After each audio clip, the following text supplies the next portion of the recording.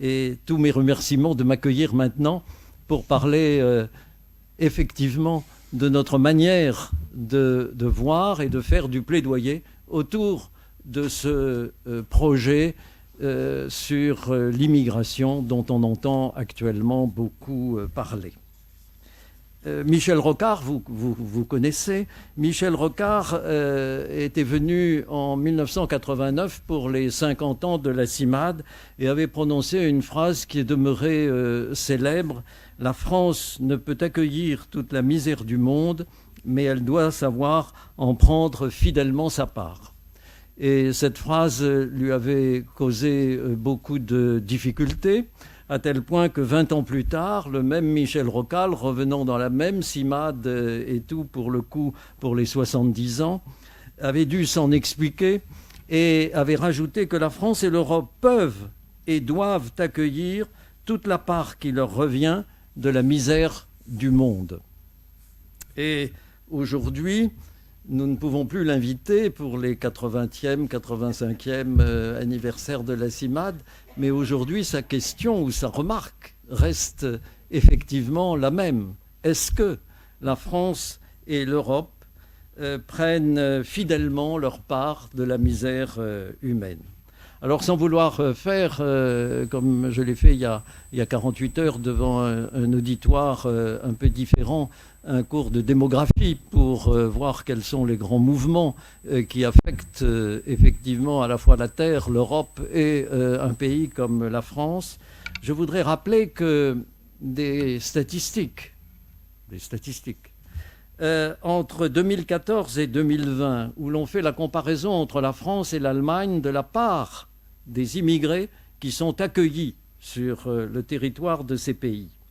Sachant que la France représente à peu près 15% de la population de l'Union, l'Allemagne 19%, et qu'en termes de PIB, la France en représente 17%, alors que l'Allemagne en représente 25%. Eh bien, si vous regardez, effectivement, la part des demandes d'asile ou des relocalisations qui ont été enregistrées en Europe et qui sont accueillies d'une part en France, d'autre part en Allemagne, pour 3 pays qui ont été particulièrement secoués dans les années passées, la Syrie, l'Irak, l'Afghanistan, ce que l'on constate, c'est que la France a pris entre 3 et 4 fois moins que sa part dans l'Union, alors que l'Allemagne en a pris entre 2 et 3 fois plus que sa part dans l'Union. Bien évidemment, et je ne veux pas plus rentrer dans ce débat de comparaison, mais je trouve ces éléments assez frappants. Bien évidemment, la situation démographique, et en particulier de la fécondité, et l'histoire même démographique de 2 pays comme la France et l'Allemagne sont effectivement différentes. Néanmoins, les chiffres que j'indique sont criants. De la même façon, si on prend quelque chose que nous avons vécu il y a relativement peu de temps et que nous continuons d'une certaine manière de vivre, la protection temporaire qui a été accordée principalement aux ressortissants ukrainiens, je dis principalement parce que nous nous étions battus pour que des étrangers vivant en Ukraine mais soumis aux mêmes bombes puissent bénéficier aussi de cette protection temporaire. Cette protection temporaire, nous avons effectivement accueilli environ 100 000 Ukrainiens, qui sont maintenant 60 000, nous a indiqué M. Darmanin il y a 48 heures, puisque beaucoup sont retournés dans leur pays ou ont rejoint des diasporas du sud de l'Europe. Nous avons accueilli en France 100 000 Ukrainiens, ce qui représente, principalement d'ailleurs des Ukrainiennes pour être précis, 4% des exilés protégés dans les pays qui n'étaient pas strictement limitrophes de l'Ukraine, qui, eux, en ont accueilli beaucoup. La France n'a donc pas accueilli les grands mouvements de réfugiés, principalement du Moyen-Orient, même si, dans le même temps, et il faut être honnête, il faut le dire, nous en accueillons un tout petit peu plus pour des pays comme la Côte d'Ivoire, le Soudan, la Guinée, la Turquie, le Pakistan et effectivement la République du Congo. nous recevons à peu près un peu moins de 20% des demandes d'asile qui sont déposées dans l'Union par ces différents ressortissants. Mais je dis tout de suite que malheureusement, aujourd'hui, les 3/4 de ces demandes sont effectivement rejetées. Alors, le rôle des associations dans ce contexte-là est effectivement tout à fait important. La CIMAD, on l'oublie parfois, et je suis content de le répéter ce soir pour préciser les choses. La CIMAD n'est pas une association humanitaire. Nous ne faisons pas d'hébergement, nous ne faisons pas d'aide alimentaire, nous faisons un tout petit peu d'hébergement, mais très peu. Nous ne faisons pas d'aide alimentaire et nous n'offrons pas d'aide pécuniaire. Et je voudrais saluer à cette occasion tout le travail de toutes les associations de la Fédération de l'entraide protestante, effectivement présidée par Isabelle, parce qu'il y a là un travail complémentaire à celui que nous faisons. Non, nous faisons ce que nous appelons de l'accompagnement juridique et du plaidoyer. Du plaidoyer qui prend différentes formes comme des contentieux et en tous les cas dont l'objectif est à la fois d'interpeller les décideurs et de faire évoluer les lois et de faire changer la vision de l'étranger dans une société comme la nôtre. Alors clairement, actuellement, et cela depuis les campagnes présidentielles et législatives, le sujet des migrations a pris une place importante, au fond, sous la pression de 2 des candidats à l'élection présidentielle d'extrême droite, pour ne pas les citer. Et l'on a vu apparaître toute une série de raccourcis, au fond, totalement scandaleux, comme celui de considérer que tout étranger est un délinquant. C'est vrai, illustré malheureusement par des crimes tout à fait terribles et dont beaucoup d'entre eux étaient perpétrés par des personnes qui étaient sous obligation de quitter le territoire français. Et obligation de quitter le territoire français sur laquelle on pourra revenir, qui n'avaient pas été exécutés. D'où, bien entendu, la responsabilité était très clairement celle du gouvernement qui prend des décisions et qui ne les exécute pas. Nous verrons tout à l'heure pourquoi cela est si difficile. Mais ces raccourcis scandaleux font que l'on inquiète la population, les médias, les hommes et les femmes politiques, alors que justement, elles devraient être rassurées. Et puis, cela ouvre la porte à des violences au moment des débats, à des violences même physiques. Il faut savoir que les membres de la CIMAD sont quelquefois agressés et que nous avons dû mettre en place une procédure pour leur apprendre à se protéger lors d'un débat. Que moi-même, je reçois des lettres d'injures, oui, appelons ça comme ça, et j'admire beaucoup les personnes qui me les envoient, qui prennent une feuille blanche, qui tapent à la machine, qui la plient en 4, qui doivent relire pour enlever sans doute quelques fautes d'orthographe, qui signent, qui mettent ça dans une enveloppe, qui mettent un timbre, qui vont la porter à la poste. C'est extraordinaire cette dépense d'énergie et tout pour dire des choses aussi désagréables, effectivement. Mais ça en dit long de la manière dont nous fonctionnons et c'est effectivement extraordinairement dommage. Alors c'est vrai, on dira, et j'évacue tout de suite ceci, on dira que la population des étrangers représente en gros 8% actuellement en France et que dans la population carcérale, où nous sommes d'ailleurs la seule association à avoir une convention avec l'administration pénitentiaire, les personnes étrangères représentent 16%. Est-ce pour autant qu'en regardant les chiffres, on peut en tirer comme conséquence que les étrangers sont des délinquants? Lorsque l'on creuse un tant soit peu, on constate que à peu près 98% des raisons pour lesquelles ils sont en prison, ce sont des délits et non pas des crimes, ce qui n'est pas le pourcentage que l'on observe pour les nationaux. Si l'on considère qu'il y a quand même une certaine tendance à faire des contrôles au faciès, et si l'on étudie, comme l'ont fait des sociologues, effectivement, les condamnations pour des mêmes délits entre des personnes de nationalité française ou ayant la peau blanche et des personnes qui sont étrangères, on voit très clairement une sanction beaucoup plus forte pour les étrangers. Cela est bien évidemment totalement scandaleux. Alors, aujourd'hui, à la surface de la Terre, nous sommes actuellement à peu près 8 milliards, il y a 280 millions de migrants. Et les dérèglements du monde, comme le réchauffement climatique, vont tout à fait amplifier ces déplacements. Alors on pourrait penser qu'un gouvernement mondial, une ONU, effectivement, voulant agir dans ce domaine-là, pourrait susciter effectivement auprès des gouvernements une politique proactive, prospective, pour tenir compte du fait qu'à aucun moment les migrations ne vont s'arrêter.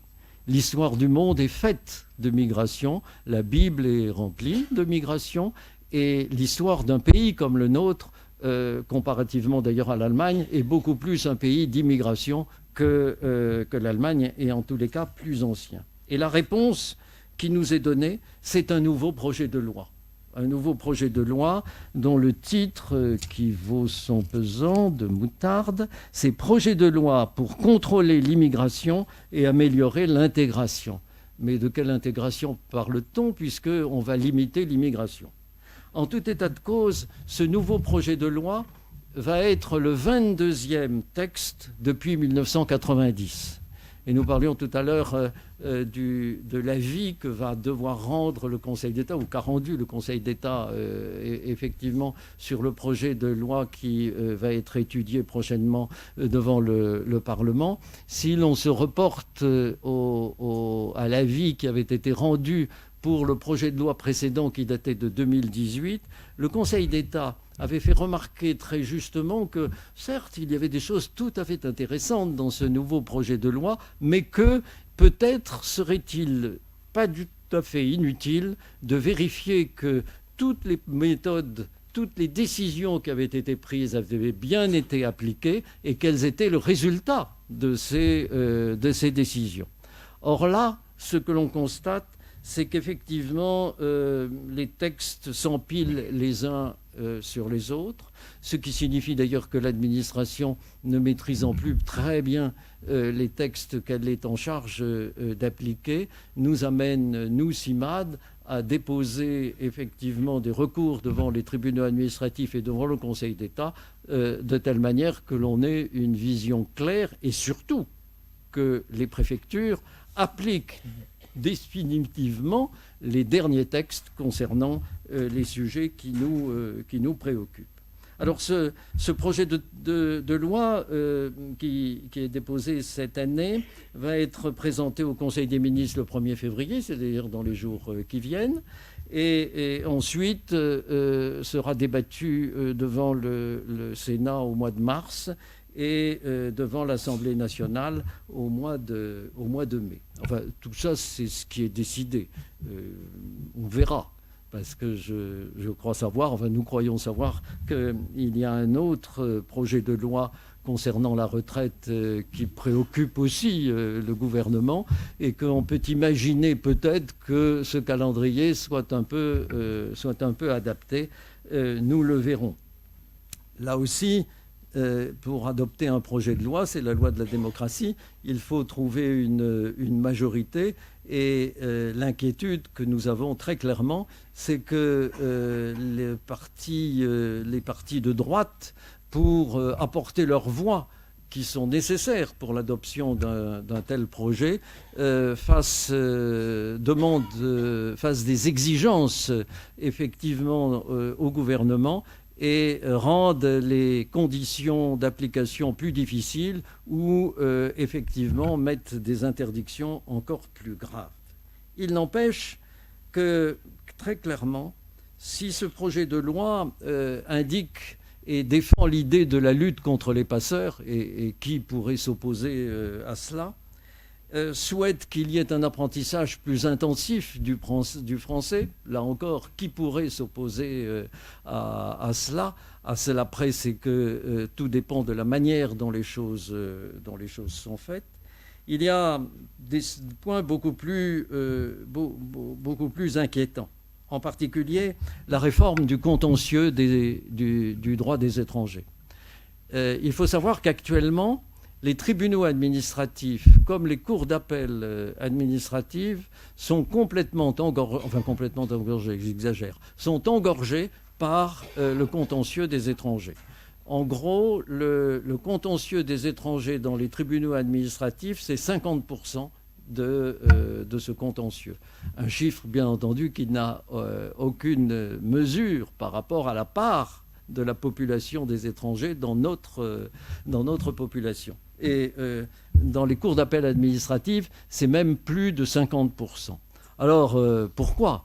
C'est simple, c'est que effectivement, beaucoup d'étrangers qui veulent déposer un dossier de demande pour obtenir un titre de séjour ou une demande d'asile n'arrivent pas forcément à obtenir un rendez-vous parce que maintenant les procédures sont dématérialisées et que même les prises de rendez-vous se déroulent dans un cadre extrêmement étroit, et vous avez même des sociétés privées qui sont chargées, que vous rémunérez, et qui sont chargées de vous trouver un rendez-vous pour déposer un jour un dossier, ce qui est bien entendu absurde et immensément dangereux. Par ailleurs, bien évidemment, toutes ces procédures de dématérialisation entraînent des erreurs qui suscitent aussi des contentieux et ainsi de suite. Et tout. Je passe des descriptions, je pourrais vous en parler pendant très longtemps et ça n'a qu'un intérêt limité dès lors qu'on a retenu le principe. Ensuite, sur ce plan juridique, dans ce domaine juridique, le fait même que dans les centres de rétention, l'on généralise effectivement la vidéoconférence pour les audiences du juge des libertés, je pense que c'est un immense mépris à l'égard des personnes que l'on met dans ces centres de rétention, qui ne comprennent pas toujours pourquoi ils y sont, et qui très souvent ne comprennent même pas ni la procédure, bien sûr, ni même ce qu'on leur dit. Pour vous donner un exemple qui n'est pas tout à fait cela, mais pour vous montrer très concrètement ce que j'ai pu vivre, au moment de l'arrivée de l'Océan Viking, je suis allé à Arles. À Arles, c'est une cour d'appel et toutes les personnes que nous accompagnons effectivement dans cette zone d'attente avaient fait appel du fait qu'ils y étaient enfermés et tout, puisque la réglementation ne le permet pas. Et donc j'ai suivi quelques-unes des audiences à la cour d'appel d'Arles. Et non pas d'Arles, je dis des bêtises, c'est Aix-en-Provence. Excusez-moi. Et à Aix-en-Provence, effectivement, ce qui est extraordinaire, c'est que beaucoup de personnes ne parlaient pas français. Et du même coup, il fallait faire appel à des traducteurs. Les traducteurs n'étaient pas dans la région et donc on communiquait par téléphone. Vous imaginez comment, effectivement, on passe d'une langue à l'autre par téléphone en ne comprenant pas bien, en passant le téléphone à la magistrate, laquelle repassait le téléphone à la traductrice qui était là mais qui ne comprenait pas exactement le langage de la personne. Ce n'est pas sérieux. Alors, heureusement, si l'on peut dire, toutes les personnes qui sont passées ce jour-là devant la cour d'appel ont été relâchées et ont eu la liberté de quitter cette zone d'attente. Donc la vidéoconférence, en particulier dans les centres de rétention, parce qu'ils sont quelquefois loin, parce que les avocats ne veulent plus se déplacer, parce que les magistrats aussi sont submergés et tout, ça n'est pas concevable et ça n'est pas sérieux. Je pense sur l'éclatement régional qui est proposé pour la CNDA, la Cour nationale du droit d'asile, qui est l'endroit où l'on fait un appel lorsque l'on n'a pas obtenu immédiatement l'asile. Cet éclatement régional qui est combattu par les assesseurs de la Cour aboutit au fait qu'effectivement, il n'y aura pas une justice équitable et surtout une écoute la plus attentive possible pour les cas qui lui seront présentés. Et je voudrais en arriver au point le plus choquant. C'est, je vous parlais tout à l'heure des obligations de quitter le territoire français. Eh bien, effectivement, le projet de loi prévoit de multiplier la distribution des obligations de quitter le territoire français, comme les interdictions de retour sur ce territoire français. OK, nous en distribuons le double de ce qu'en distribue l'Allemagne. Et du même coup, comme nous sommes contraints, l'Allemagne comme la France, au fait que les pays qui devraient accueillir ces personnes qui sont exclues ne délivrent pas fortement les certificats consulaires, il est clair que l'Allemagne a un taux d'exécution de ses obligations de quitter le territoire français plus élevé que les Français. Et du même coup, les partis de droite et d'extrême droite montrent le gouvernement comme effectivement un gouvernement qui ne sait absolument pas faire appliquer ses décisions. Ce qui m'a amené à indiquer au directeur général des étrangers que j'étais prêt à lui donner un conseil sur la manière de jouer sur un numérateur et un dénominateur de telle manière que le rapport soit plus efficace à montrer à ses opposants. Il ne sert à rien de décider que quelqu'un doit quitter le territoire français alors qu'on n'a pas de relation diplomatique avec le pays, ou alors qu'un pays ne veut pas accorder le certificat consulaire, ou alors parce qu'il y a une jurisprudence qui est fixée depuis longtemps qu'il est impossible de renvoyer quelqu'un parce qu'on le renverrait dans un pays où il y a une guerre ou bien où sa vie est risquée. En conséquence de quoi, il ne sert à rien de multiplier ce genre de décisions, parce que très clairement, ce qui se passe, c'est que bon nombre de ces personnes sont exclues de bon nombre d'aides sociales, se retrouvent dans la rue, et lorsqu'ils rencontrent un policier, comme le système est centralisé, eh bien, cette personne va faire un séjour dans un centre de rétention administrative. Au bout de 90 jours, qui est la durée limite de séjour dans un centre de rétention, la personne ressort, mais n'a toujours pas le moyen de vivre, je dirais, de manière transparente en France, et ainsi de suite. Pourquoi maintenir ce genre de système? Et puis, parce que c'était indiqué dans le sujet de cet exposé, les métiers en tension. Un grand sujet, effectivement, et qui occupe à la fois bon nombre des associations qui rencontrent des étrangers, mais aussi, bien évidemment, la CIMAD. Je salue bien évidemment l'expérience de la FEP à laquelle nous participons effectivement dans différentes villes et qui consiste à rapprocher à la fois le patronat, les syndicats, les associations et effectivement des personnes étrangères. Et ça permet de remettre au travail assez rapidement certaines personnes en échange vis-à-vis de la part de la préfecture, en échange d'une obtention d'un titre de séjour. Alors ça joue à la marge aujourd'hui, mais on pourrait imaginer que ce soit développé et que effectivement ce soit plus important. Et cette réflexion sur les métiers en tension n'est pas éloignée de cela. Donc c'est un sujet que personnellement, et que la CIMAD, au-delà de personnellement, que la CIMAD trouve intéressant. Mais la manière dont cela est traduit effectivement dans le projet de loi aboutit à l'échec, et à un échec total. Tout simplement parce qu'il y a deux contraintes. C'est-à-dire qu'il faut à tout prix d'abord être dans un métier en tension. Alors c'est une liste qui est faite et qui, depuis 2 ans maintenant, est revue, devrait être revue, mais ce n'est pas le ministre du Travail, donc ce serait trop simple. C'est le ministre de l'Intérieur qui décide quels sont les métiers en tension dans un pays comme la France. Je salue la capacité de notre ministre de l'Intérieur de couvrir un champ aussi large de compétences, effectivement. La deuxième chose, c'est qu'il faut, alors que vous n'avez pas de titre de travail, il faut que vous puissiez présenter à la préfecture 8 fiches de paye. Ce qui signifie qu'il faut trouver un employeur dans un métier en tension qui vous délivrera des fiches de paye. Pour délivrer les fiches de paye, il faut que la personne soit inscrite à la sécurité sociale et qu'il y ait des cotisations qui soient payées. Et il faut enfin que la personne qui soit candidate ait 3 ans de présence en France.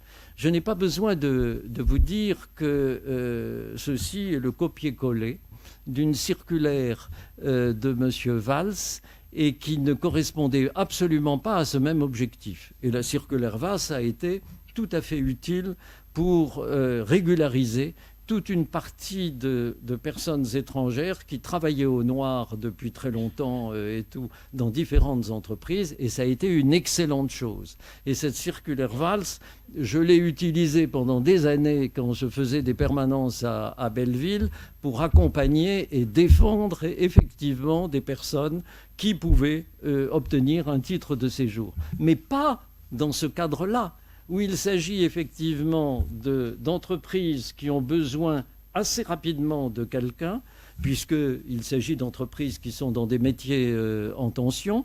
Et deuxièmement, pourquoi demander aux personnes d'avoir 3 ans de présence en France? Pourquoi 3 ans plutôt que 5 ans, plutôt que 10 ans? Cela n'a aucun sens. Il faut à tout prix que toutes les personnes étrangères qui arrivent en France puissent assez rapidement, et je ne dis pas ce que couvre cet assez, puissent assez rapidement accéder au marché du travail, ne serait-ce que parce que dans bon nombre de métiers, nous n'avons pas effectivement aujourd'hui toutes les personnes qui sont nécessaires.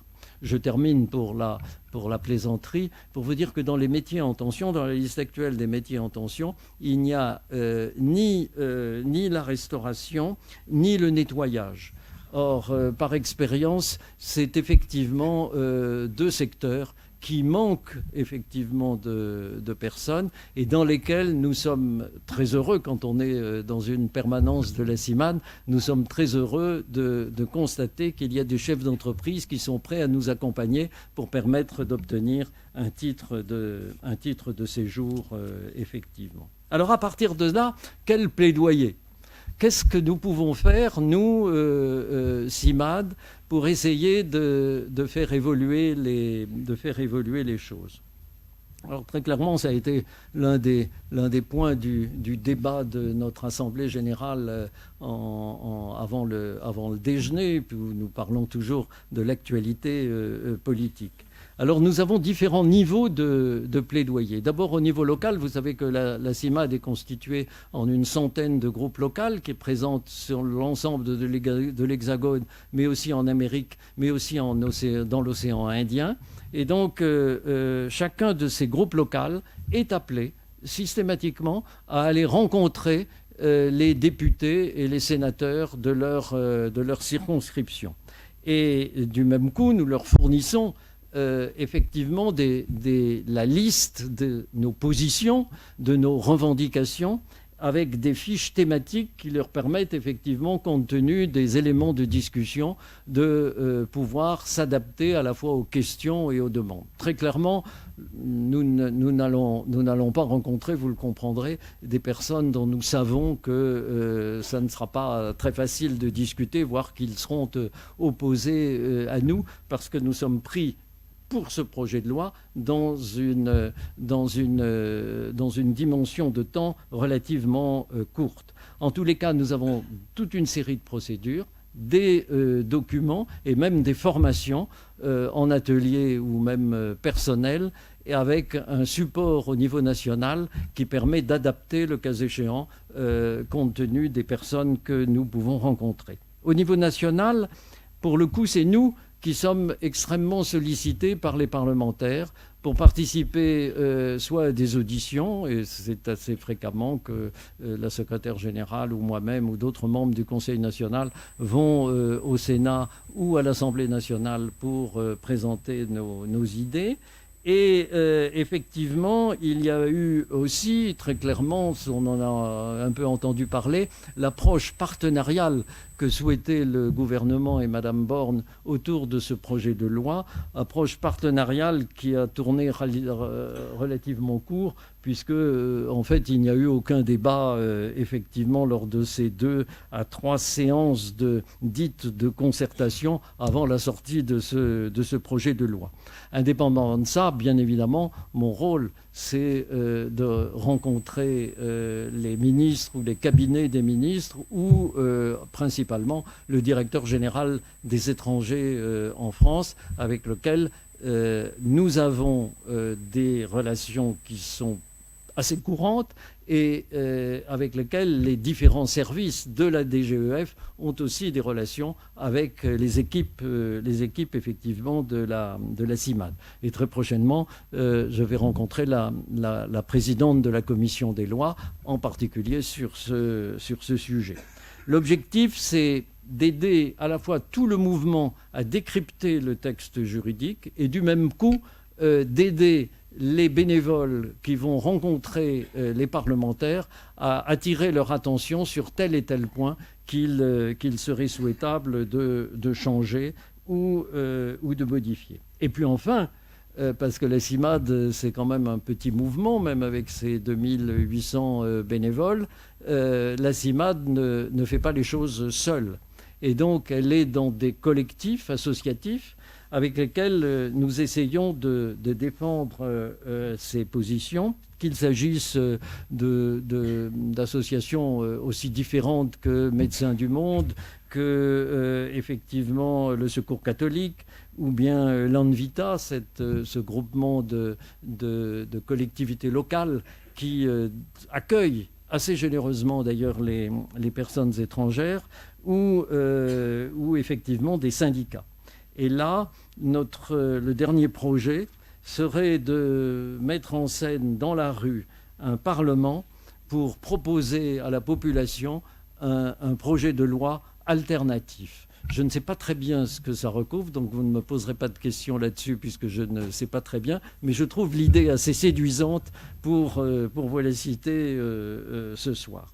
Très clairement, nous souhaitons rencontrer le maximum de parlementaires, puisque c'est eux qui vont effectivement prendre la décision.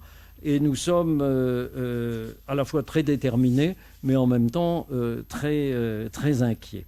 Alors, je crois que après vous avoir remercié de m'avoir écouté, en vous disant par avance que j'essaierai de répondre à vos questions, je voudrais attirer simplement votre attention sur le fait que vouloir s'opposer aux migrations est totalement vain. Vouloir multiplier les lois et les règlements, c'est la même chose que de vouloir ériger des murs et d'élargir le grillage, c'est totalement vain. Et je prends le pari devant vous, je ne sais pas si effectivement nous nous retrouverons dans 3 ou 4 ans, mais je prends le pari devant vous qu'il y aura un 23e projet de loi, il y aura un 24e projet de loi et un 25e.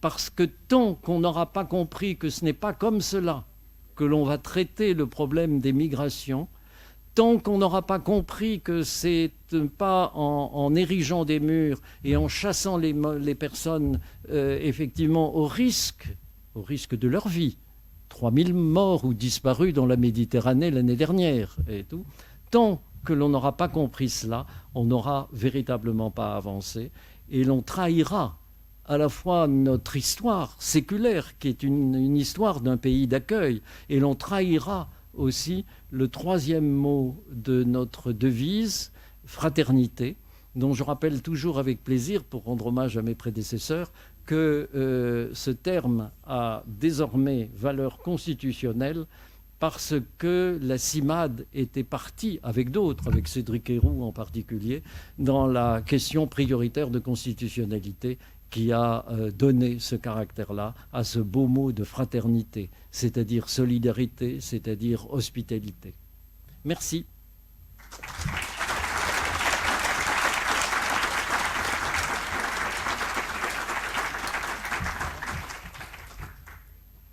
Est-ce qu'il y a des questions? On a le temps de...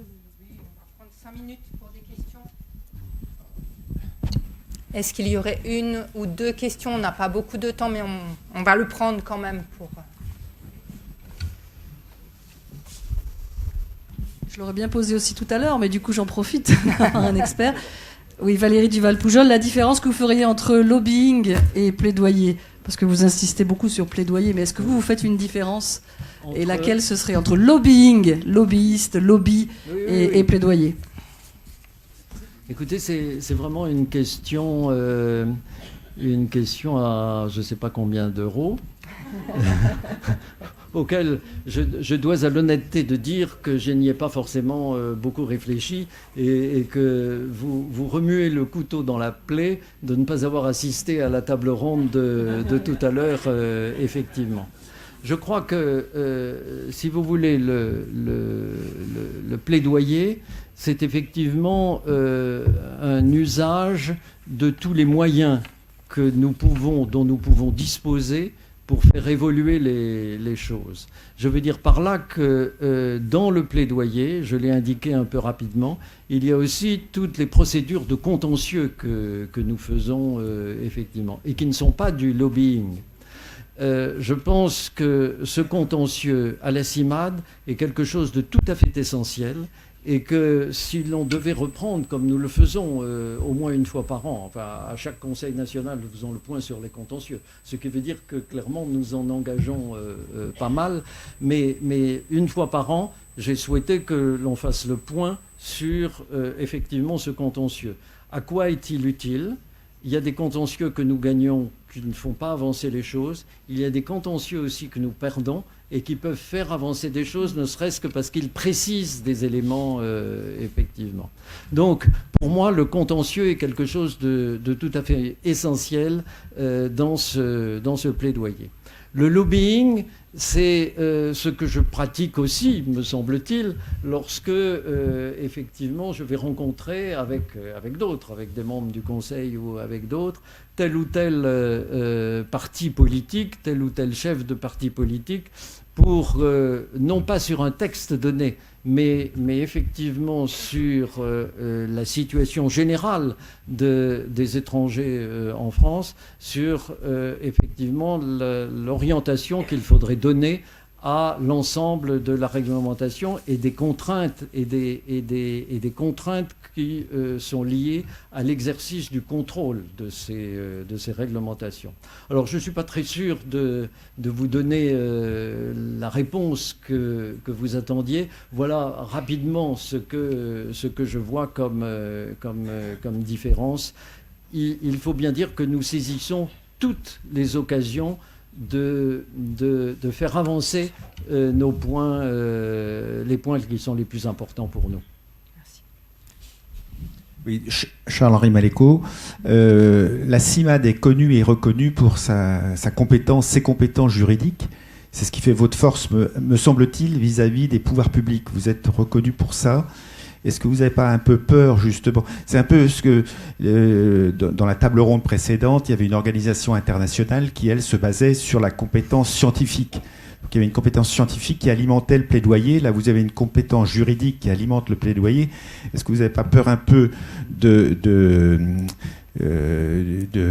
que cette image soit un peu assombrie, enfin, je dirais, si vous allez dans des manifestations comme celles qui vous intéressent, mais que vous n'avez pas pu nous définir, d'assemblées de rue, voilà. Donc c'est, est-ce que, voilà.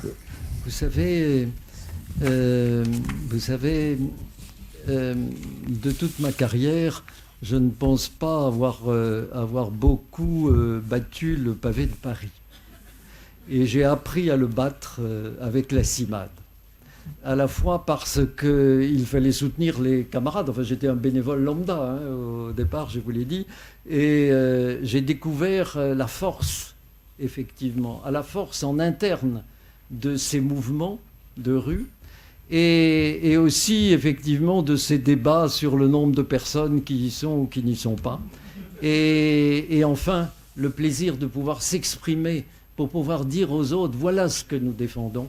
Et cela est important. Et du même coup, vous répondez à des journalistes, effectivement. Alors, je ne crois pas que nous soyons reconnus pour... Enfin, si, nous sommes reconnus, bien évidemment. Je m'exprime mal.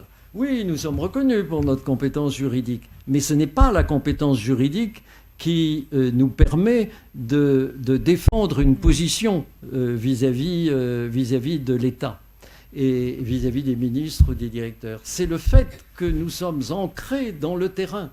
Et c'est pour cela qu'il y a peut-être une nouveauté à la CIMAD, c'est que je suis le premier président issu du collège des bénévoles et que j'ai une longue expérience de ce bénévolat et donc des rencontres que j'ai faites avec les personnes étrangères et que quand je rencontre le directeur général des étrangers, s'il essaye de me raconter un peu n'importe quoi, je lui dis non. Ça ne veut pas dire que pour autant je tire des statistiques sur une rencontre que j'aurais faite. Mais attention. Et cet ancrage des groupes locaux dans la rencontre avec les personnes étrangères et de toutes les situations, car je ne l'ai pas dit, les personnes que nous rencontrons, ce ne sont pas les étrangers faciles, les dossiers faciles, qui sont déjà en lien avec une entreprise, avec une université. Ils ne viennent pas voir la CIMAD. Nous recevons les cas les plus compliqués, des personnes qui sont perdues, qui sont épuisées, qui ont très souvent reçu des réponses négatives. Mais c'est pour cela que nous nous battons. Et c'est aussi grâce à cela, grâce à ces rencontres, que nous arrivons effectivement à éventuellement modifier la loi, le règlement, en tous les cas attirer l'attention sur des points importants. Et il y a quelquefois, effectivement, d'heureuses surprises de modification. Il est vrai que dans la majorité des cas, et j'en reviens au contentieux, les plus grandes victoires que nous avons pu avoir au service des personnes que nous accompagnons, c'est effectivement devant les tribunaux et malheureusement devant le Conseil d'État. Je dis malheureusement parce que je préférerais qu'on n'ait pas besoin de faire cela et que nous puissions avoir des échanges clairs. Mais quelquefois, l'administration elle-même nous dit « mais allez donc au contentieux et comme ça, on va pouvoir avancer ». Le risque, et je l'indiquais il n'y a pas très longtemps devant la commission du rapport du Conseil d'État, c'est que les décisions de justice ne soient pas appliquées. Enfin, je m'éloigne un peu de la question que vous avez posée. Un grand merci à Henri Masson pour cette intervention.